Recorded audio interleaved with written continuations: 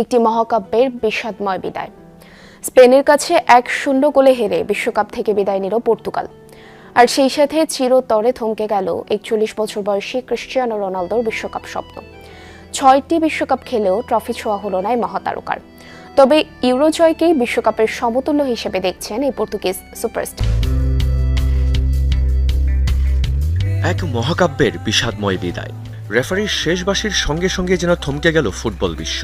স্পেনের কাছে হেরে বিশ্বকাপ থেকে বিদায় নিল পর্তুগাল। আর সেই সঙ্গে ফুটবলের সবচেয়ে মর্যাদাপূর্ণ মঞ্চে চিরতরে থমকে গেল ক্রিশ্চিয়ানো রোনালদোর বর্ণাঢ্য ক্যারিয়ার। নকআউটের এই হাই ভোল্টেজ ম্যাচে পুরোটা সময় লড়াই হলো সমানে সমানে। গোলশূন্য ম্যাচটি যখন অতিরিক্ত সময় গড়ানোর অপেক্ষায়, ঠিক তখনই পর্তুগিজ রক্ষণের অসতর্কতা। যোগ করা সময়ের প্রথম মিনিটে মিকেল মেরিনোর চমৎকার ফিনিশিং। 1-0 গোলের এই এক আঘাতেই চূর্ণ হয়ে গেল 41 বছর বয়সী রোনালদোর শেষ বিশ্বকাপের স্বপ্ন।